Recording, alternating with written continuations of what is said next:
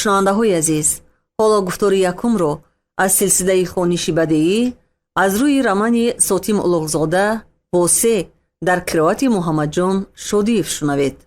2-3 سال این جانب اندیشه روز و شب میرزا اکرمبای این بود که چناو کرده منصب از دارش را به خود باز گرداند. بای در دهه بوستان تابع تومن غژدوان میزیست. او را میرزای قاری هم میگفتند، زیرا در جوانی کمتر به قاریگی هم خوانده بود. مردک 12 سال بنابرت در چندین تومن بخارا املاکداری کرده آمد.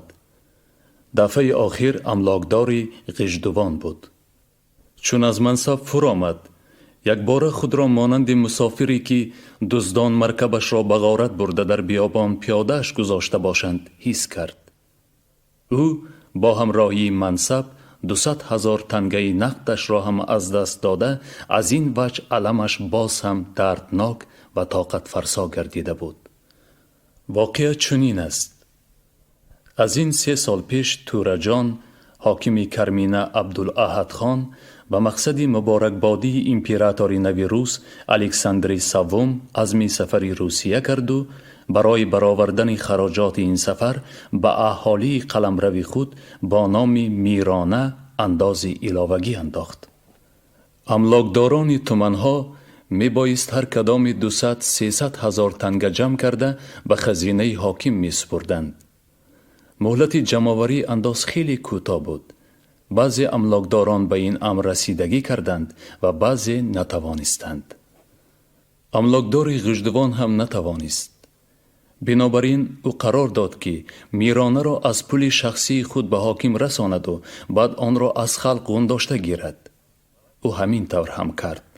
بعدی به سفر رفتن امیرزاده املاکدار به پولچینی اقدام نموده بود که غژدوانی ها غر و پیسی خود را سر کردند.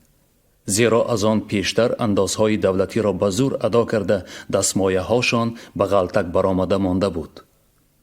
غژدوانی ها که اصلا به این هم خودشان مردمی سرکش و اینادکار به شمار می رفتند، از دست املاکداری بی مروتشان به امیر شکایت کردند. امیر مظفرخان دید که مراد تورجان حاصل شده، یعنی مبلغی در کاری به دست او در آمده است. بنابراین اگر وی یعنی امیر ارز غژدوانی ها را قانع و یک نفر املاکدار را قربان کند، نه فقط هیچ ضرری نمی کشد، بلکه در بین خلق شهرت فیلکش مشپروری خود را زیادتر می گرداند. او میرزا اکرمبای را از چیدن انداز علاوگی منع و از منصب املاکداری معزول کرد. نقل می کردند که مظفرخان به اطرافیان خود گفته است: اگر پول املاکدار به توره رفته باشد باکی نیست. از 2 سر املاکدار آن پول را از راه غارتگری و پاره‌خوری پیدا کرده است. واقعا هم امیر منصبداران مملکتش را نغز می شناخت. میرزا اکرمبای برای نظر التفات عبدالاحد خان را به خود جلب کرده دوباره صاحب منصب شدن به هر کاری که لازم باشد تیار بود. او شوهری 3 زن نکاحی بوده. از زن سومش یک دختری 13 ساله داشت. دختر نامش زیبی باشد هم خودش بیزیب بود. بای 2 زن جوانترش را با هر بهانه داشته میزد. یک بهانه او این بود که میگفت: شما ها زن شده به من یگان دختر یا پسری به افت و اندام هم زایده ندادید که امروز به دردم خورد. شما قنچیقا را زده کشم هم باز حقم می رود. از کلتک و سرکوبی ها فقط زنی کلانی بای عبادت پاشا آزاد بود. زیرا او بی خلیفه با خط و سواد، زنی سال خورده، بانوی خانواده و مادر یک پسری ناقص العقل و 2 دختری از زیبی هم بینورتری بود. پسر آیله‌دار و خانه‌اش جدا، دختران هم شودار بودند. هرگاه که زیبی مادر خود را از شته و شلاق پدری به جهلش خلاص کردنی میشد، پدرش گم شو بشره خنوکت در گور گفته دخترک را دور میراند یا که او را هم میزد. معنی به دردم خورد گفتنی بای را زنها نغز میدانستند. اگر او پسری یا دختری به افت و اندام می داشت، آنها را مثل بعضی عملداران به حاکم یا امیر پیشکش کرده صاحب جاه و منصب می گردید. اما اگرچه زیبی بی نور باشد هم میرزای قاری در فکر به طوره ولیعهد پیشکش کردن او افتاد. کی می داند به طوره جوانی تر و تازگی دخترک پسند آمده ماند هم عجب نی. بای به زن کلانی خود مصلحت انداخت. او را شویش حرمت می نمود و مصلحت روزگار خود را همیشه با او می کرد. عبادت پاشا که پلانج های خود را خصوصا پلانج خوردیش و دختری او زیبی را البته نغز نمی دید، فکر شوهرش را پسندید.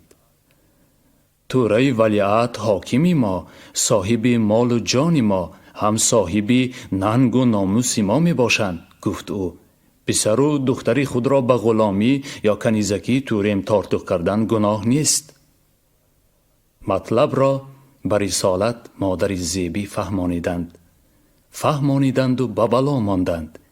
این زنکی آشپز و نانپز، دختری یک میسکری کمبغل، چوری خاندان، موتی و فرمانبردار چنان داد و فیغان برداشت، چنان شور و غوغای انداخت، شوهرش و پاشاخانش را نخستین بار با یک جسارت حیرت انگیز چنان هم از لای گرفته بلای زد که آنها از گفتهشان 100 بار پشیمان گشتند. بای او را با قمچین میزد، از مویش گرفته کشاله میکرد، اما رسالت سرسخت دم نمیشد، بلکه فریاد میکشید که کوش مرا، یا زنده و زار در گورم تیقان و بعد دخترم را برده به حاکمت تارتوق کن. شما شرمنده ها، بی ناموس ها، منصب گفته بچه هاتان را میفروشید، حتی دخترهای نابالغتان را به فاحشگی میدهید. بای و عبادت پادشاه دیدند که زیبی را تا مادرش زنده است قربانی مقصدی رذیلانه خود کرده نمی توانند. پدری منصبجوی با وجود دلسختی، ظالمی و اینادکاری خوکانه خود مجبور شد که از فکر به طور پیشکش کردن دخترش درگذرد. اما او از فکر جاه و منصب نمی گذشت. می اندیشید که باز با چه راه واسطه تدبیر دل حاکم را یابد، نظر التفات او را به خود جلب نماید. طوره ولیعهد غیر از کوبکاری تازی و شکاری با شاهین بیدانه بازی را هم دوست می داشت. میرزا اکرم بای این را می دانست. وی کلی اشور نام قمارباز و بیدانه بازی غژدوانی را می شناخت. باری شنید که یکی از بیدانه های اشور در جنگ بیدانه ها 10 حریف خود را گریزانیده است. این خبر در سر سودایی میرزای قاری یک فکر غلطی را تولید کرد. یعنی اینکه اگر او همان بیدانه تیزچنگ خنجرنو را به دست آورده به طور پیشکش کند چی می شده باشد؟ شاید که بدین واسطه وی به التفات حاکمانه توره مشرف گردد. بای به غژدوان رفته کل اشور را در چایخانه بازار کلان یافت. اشور یک آستین چکمنی سرخش پوشیده و آستین دومش ناپوشیده در درون آستین پوشیدهش بیدانه را نگاه داشته در کت نشسته بود و از دستی پایکی چلیم می کشید. بای اسبش را نگاه داشته به او سلام داد. اشور از جا برخاسته کف دستش را چپنوار بر سر سینه‌اش گذاشته کنی بایمک مرحمت یک پیاله چای گفته املاکداری سابق را به فرامدنی از اسب تکلیف کرد. بای فرامده بر لب کت نشست. مردی پایکی در رفت جلوی اسبی او را گرفته به درخت بست. بای اول چلیم را کشیده فواره دودی آن را از دهانش برآورده کیفش را به جا آورد و بعد پیاله چای سبز را از دست اشور گرفته به گپ درآمد. شنیدم اشور بای بداند همه بدانه های غژدوان را گریزانده است، مبارک باشد. قلوق بایمک وای همین بدانه بود می یا دیگرش؟ خودی همین بایمک. دست بالا کرده بیدانه درونی آستینش را نشان داد اشور. کنی به من ده یک بینم. میرزای قاری بیدانه را به دستش گرفته با انگشتانش پاچه ها و نول آن را سنجید. جانوری پهلوان بوده است، اما برای چی بداند این تخین لاغر؟ گفت پای. زیرا او تا الحال بدانه ها را فقط برای کباب کرده خوردن می خرید و گمان می کرد که بدانه جنگی هم باید فربه باشد. هم تو بایمک. کلی اشور لبخند کرده به دل گذراند که ابله خودت را به من بدانه شناس نشان می دهی و بلا را نمی دانی. اگر من به همین بدانت خریدار شوم می فروشی؟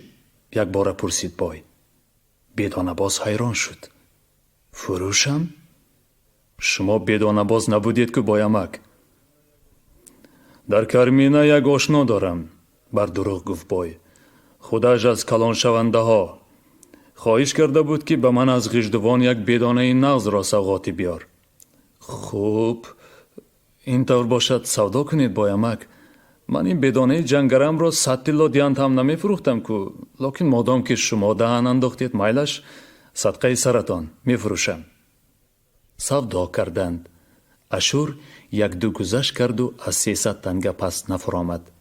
میرزای قاری که به یافتن دل تورا جزم کرده بود کور شده 300 تنگه را برآورده شمرده به او داد.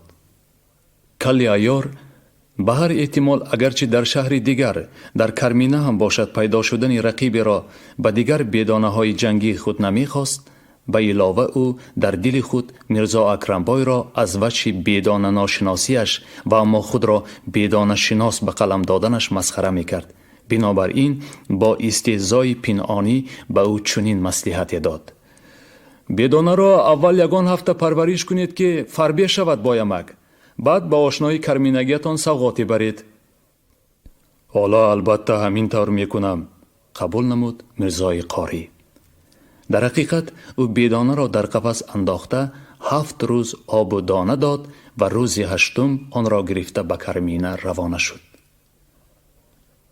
عبدالاحد خان توره از شراب ناب سرخوش در بزمخانه ارده با همراهی دسته سازنده و سرایندگان تنبور نواخته دلخوشی کرده نشسته بود. محرم در آمده به عرض رساند که میرزا اکرم بای بوستانی به خدمت آمده است و می خواهد به دیدار مبارک توره مشرف شود. توره فرمود بای را به بزمخانه داخل کردند. او قفسی بدانه را به زمین گذاشته دقت شده تعظیم بجا آورد و رفته دستی توره را گرفته چلپ چلپ بوسید. تصدق شوم این بدانه در غژدوان به 10 بدانه جنگره ظفر یافته است.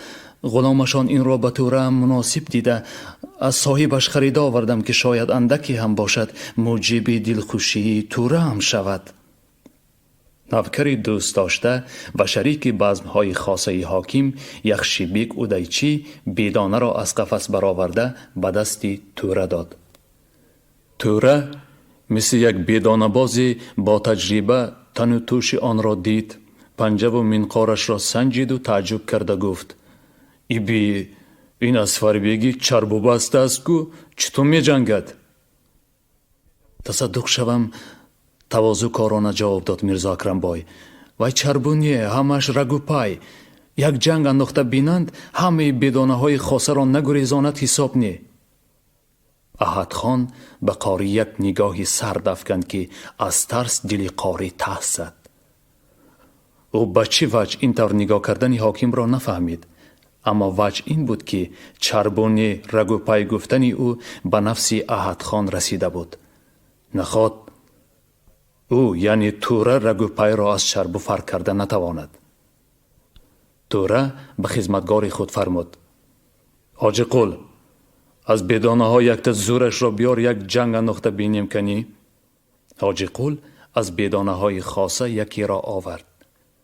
ندیمان توره و سازنده و سرایندگان کناره گرفته میانه خانه را خالی کردند.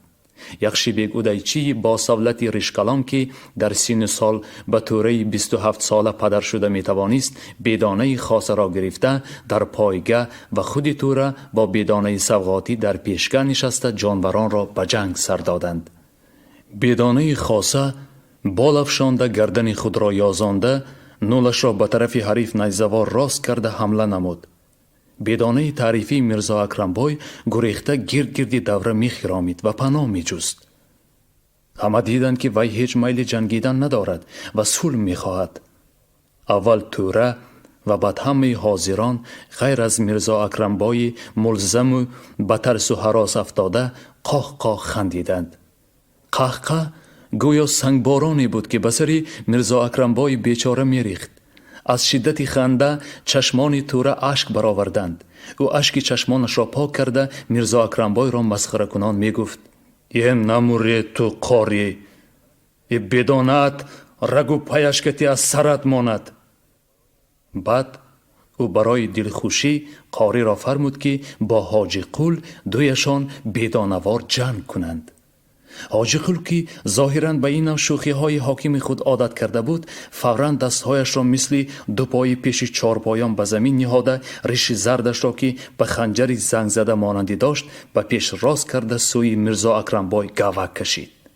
وجاهت او هیبتناک بود. بای در حول و هراس افتاده به توره توبه و تضرع سر کرد: خاکی پایتان شوم توره جان، سگی درتان شوم، از گناه هم گذرید. توره در حالت ذوق و خنده فرمان خود را تکرار کرد: گپ دراز نکن، بفهم، تیزتر بیدانه شده به جنگ درانه باشد سرت را میگیرم. میرزا اکرم شوربخت خواه و ناخواه خم شده همچنین حالتی چارپا به خود گرفت و به جای بیدانه خائنی خود به جنگ درآمد. حاجی قول و او با یک دیگریشان نول می زدند، کله جنگ می کردند، یک دیگر را به تگشان پخش می نمودند. حاجی قول مثل بیدانه بال می افشاند، پیت پیلیق می کرد و گاها بیدانه بودنش را فراموش کرده مانند خر جفتک می زد. هنگامه تماشای به وقوع پیوست که تماشا بینان از خنده به درجه دلکف شدن می رسیدند. توره شکمش را داشته سرش را به لوله بالشتی بخمل خم می کرد و اسبوار شیعه کشیده شخ شده می خندید. عاقبت میرزا اکرمبای فربیه و غوث به آب و عرق غوطیده نفسش تنگ شده غلطیده ماند. پیشخدمتان حاکم او را به پایگاه کشیده به سرش از ستیل آب خنک ریختند. بیچاره تمام از حال رفته قریب بود که قالب تیهی کند. اما در آخر این کلفت و خاری میرزای قاری هرچی هم باشد بیهوده نرفت. روزی از روزها یخشی بیگ اودایچی که در وقتهای املاکداری میرزا اکرمبای از او به طریق تحفه و بخشش ها کم منفیت نیافته بود، از روی قدر شناسی بای را به خانه خود دعوت کرده گفت: ناامید شده گشته ای؟ ناامید نشو. تو به تورم یگان تارتوقی ارزنده کن، آن طرفش را من توغری میکنم. توره با مسکو رفته ولی عهد شده آمدند. باز جنابی عالی التماس های توره را به این آباد میگرفتگی شده ماندند. تارتوقت به توره هم معقول شده ماند، به قبلگاهشان گفته تو را به یگان عمل تعیین میکنانند. البته کاشکی از دل فیگارش ندای پرحسرتی برآورد میرزا اکرمبای: خاکی پایتان شوم بیک، الهی بسات درآید. شما اصیل دوست من، غمخواری من هستید. اگر گفتگیتان شود من شما را خرسند نکرده نمیمانم بیک. می شود قاری. به شرطی که تو در وقتی تارتوق آوردنت مرا هم از خاطر نبراری. اگر از خاطر می برآورده باشم خاطرم را از دلم کنده می پرتایم. تقصیر خاطرم شما بر این دوستی غمخوارم را نگاه ندارد به من. این توخین خاطر اصلا در کار نیست. بای پی برد که اشاره البته از طرف خودی توره شده است، وگرنه اودایچی کی از پیش خود به با این گونه تکلیف را می کرد. شادی او طغیان زده سینه‌اش را کفانده برآمدنی می شد. عاقبت آفتاب طالع او هم طلوع کرد. بعد از 2 روز 500 طلا پول نقد وارد خزینه حاکم گردید. میرزا اکرمبای برای این پیشکش 5 طناب باغ خود را فروخت. او خسیس باشد هم در جایی که منفیتی نقد بود پولش را دریغ نمی داشت.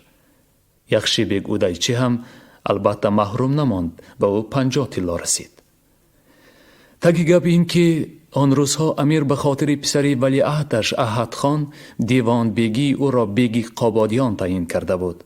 احد خان به دیوان بیگی فرمود که میرزا اکرمبای را به خود همراه کرده به قابادیان برد و در آنجا به وی عملی زکاتچگی را دهد. البته به شرطی که باید شکرانه این عمل به حاکم خانه کرمینه یگان پیشکشی ارزنده آورد. به همین طریق میرزا اکرم بای به مراد و مقصد دیرینش رسیده زکاتچیگی ولایت قبادیان را به دست درآورد.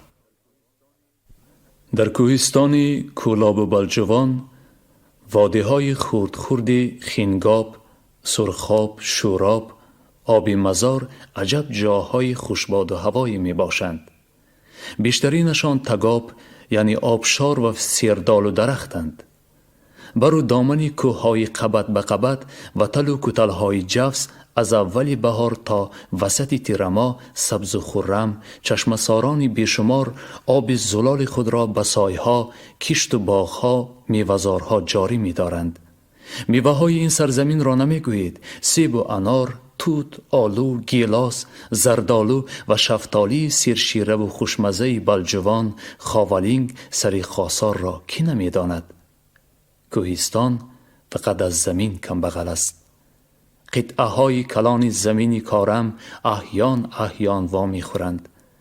پاره پاره کیستارانی سبزگون مانند در بیهای جامعه کمبغلی کوهستانی در ادیرها پهن و پریشانند. گندم، جو، ارزن، جواری را اکثر دیقانان در تاقی ها برکشیده می کارند.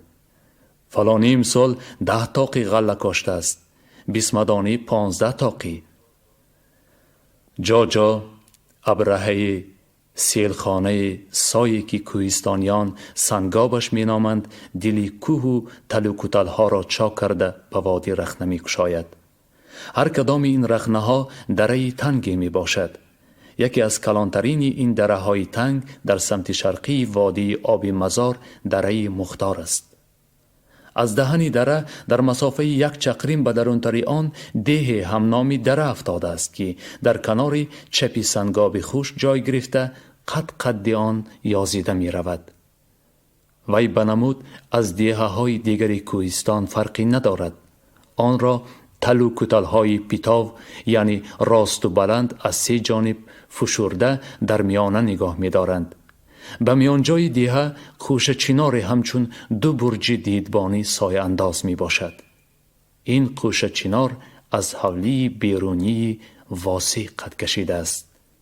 دروازه فرسوده راغ حولی به تنکوچه پشت مسجد باز می شود. در حولیچه درون به 2 خانه پیشایوان دالاندار آیله واسع زندگی می کند. در حولی بیرون مهمانخانه، جوازخانه، آغل و کهدان جای گرفتند. از پشت حولی کوچه کلان دیه می گذرد.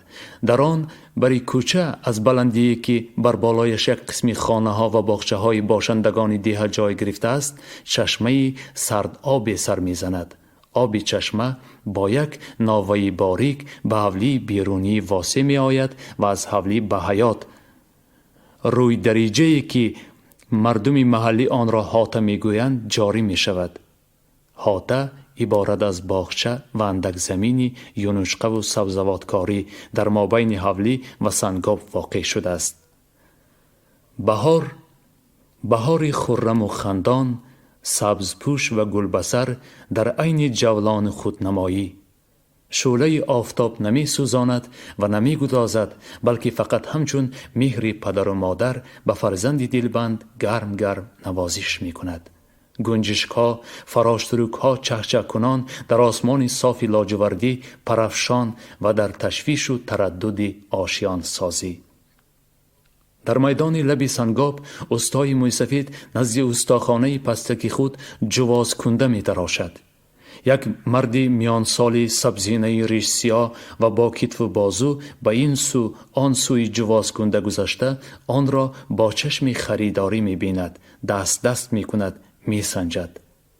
سرتراش سال خورده دیقان جوانی را روی سنگ شنانده موی سرش را می تراشد. او در سری مشتری بیچارش و چندین زخمی پاکویی کند خود پنبه پخته نهاده است. ریزوار فروش چابک، شانه، دوگ، سوزن، سقیچ و دهنی فرنگ و دیگر مالهای میدریزش را در زمین بر روی شال پهن کرده مانده است و آنها را به مرد و زنهای گرد آمده هی تعریف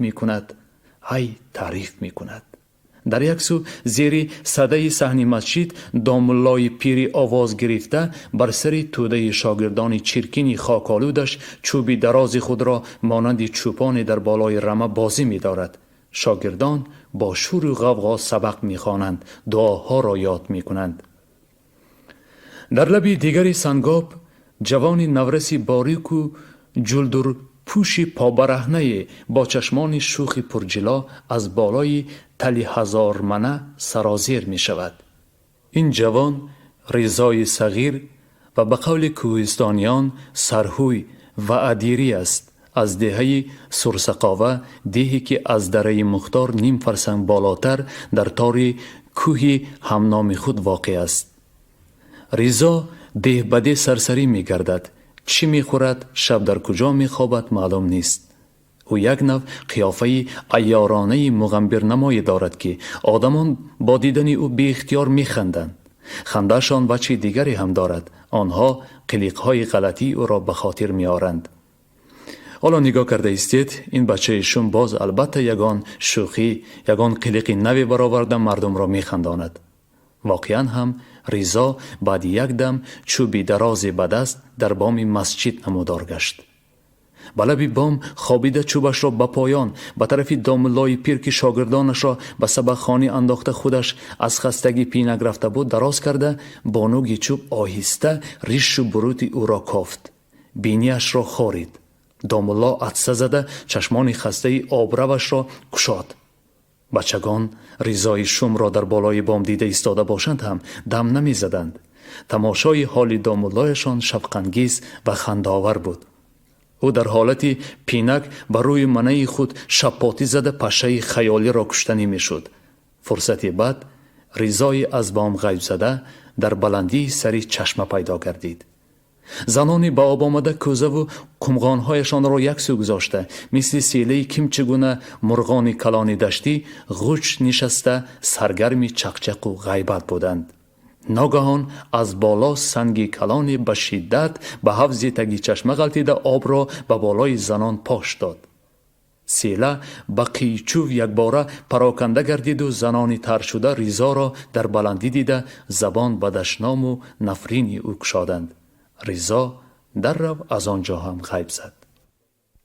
آن مردی ریسیاهی با کتف و بازوکی نزد استاخانه دوریدگری استاده جواز کنده نو را با دقت از نظر می گذراند واسه بود.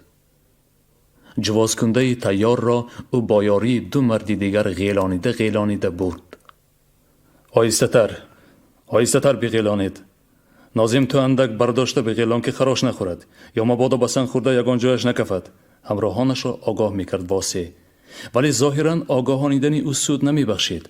همراهان جواز کنده وزنین را مدعای طبعی وی نمی غیلانیدند. خیرهوی کنید خواهش کرد او. یک طرف ایستید. شریکان خود را کنار گرفتند. واسه جواز کنده را بغل کرد و عقال برداشته به بالای خرسنگی گذاشت و بعد آن را به پشتش گرفته خم شده کلویده روان شد. نموری واسه، یادت بخیر، قند بزن. قائل شده تحسین میکردند شریکانش از قفا. واسه باری وزنین خود را به حولیش رسانده در پیش دری جوازخانه با احتیاط به زمین گذاشت. زنش انارگل در تگی ناوی چشمه یک تغار لباس شستش را به آب چایقانده ایستاده بود. با دلسوزی گفت: چرا خودت برداشته آوردی آتای حسن؟ آخر نترسیدی که میانت میشکند؟ یک دو کس را به یاری گرفته این را غیلانده می آوردی نمیشد؟ غیلانیدم نشد. نفسش را راست کرده گفت واسه و بعد به جواز کنده دست زده ممنونانه اضافه نمود: ساز از تو دی پیر تراشاندمش. در این انشاءالله 20-30 سال جواز میکشم زنک. شما گفتار یکم را از روی رمانی صوتی ملغزاده واسه در قرائت محمد جان شودیف شنیدید.